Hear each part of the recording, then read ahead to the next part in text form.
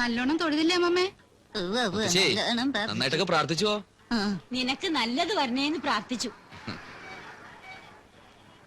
വീട്ടിലൊരു നല്ല പെൺകുട്ടി വന്ന് കയറണേന്നും പ്രാർത്ഥിച്ചു.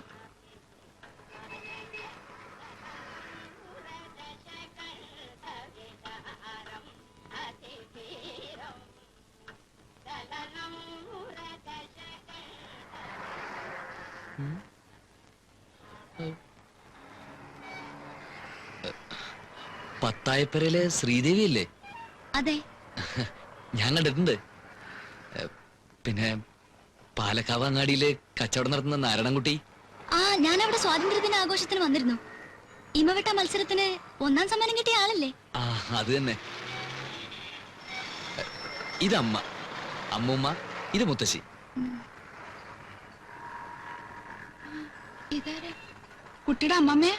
അമ്മ അമ്മ അമ്മ പത്തായപ്പുറക്കാരെന്ന് കേട്ടിട്ടേ ഉള്ളൂ.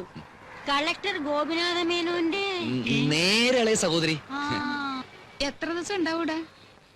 ഇന്ന് തന്നെ പോവോ? ഇല്ല, നാളെ പോളുന്ന്. പറഞ്ഞ പോലെ എവിടെയാ താമസിക്കണേ? ഗുരുവായൂരപ്പൻ ലോഡ്ജില്. ഞങ്ങളും അവിടെ തന്നെയാ താമസിക്കുന്നേ. എന്ന് തൊഴുതിട്ട് വന്നോളൂ, നമുക്ക് മുറിയിലിരുന്ന് സംസാരിക്കാം. അമ്മ വന്നേ.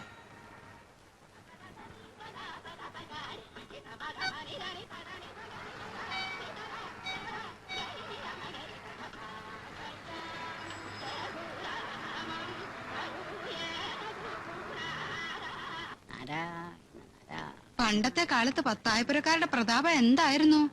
ആ അമ്മയെ മോളെ അടുത്ത് കാണാൻ കിട്ടി തന്നെ വലിയ മഹാഭാഗ്യാണേ. ഇപ്പോഴും പ്രതാപത്തിന് അവർക്ക് യാതൊരു കുറവുമില്ല. ആ കസവും മുണ്ടും ഉടുത്ത് മൂപ്പിലമ്മയെ കണ്ടപ്പോ മഹാലക്ഷ്മിയെ കണ്ടതുപോലെ. പെൺകുട്ടിയെ കാണാൻ എന്താ ഒരു ചന്തം. നിനക്ക് എങ്ങനെ പരിചയമായിട്ടോ നാരായണൻകുട്ടി ഇവരെയൊക്കെ? ആർക്കറിയാം, പീടിയുടെ അതിലേക്ക് നടന്നു പോകുന്ന കണ്ടിട്ടുണ്ട്. ആ കുട്ടിയുടെ ഒരു ഒതുക്കും അച്ചടക്കവും കണ്ടില്ലേ? ആവശ്യമില്ലാത്ത വല്ല വർത്തമാനവും പറഞ്ഞു ആ കുട്ടി.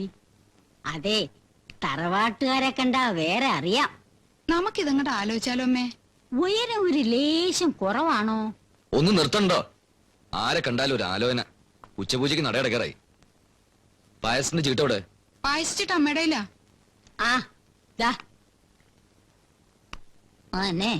കുറച്ച് കിളികാലം വെറ്റിലോ ഇവിടെ വാങ്ങിച്ച. ഓ, നമുക്കതങ്ങോട്ട് ആലോചിക്കാമേ. ഇതെവിടാണെന്ന് വെച്ചാ എടുത്തു വെച്ചു. ശ്വാസം നേരെ വീണത് ഇപ്പോഴാ. എനിക്കിതൊന്നും ചുറ്റി ശീലമില്ല.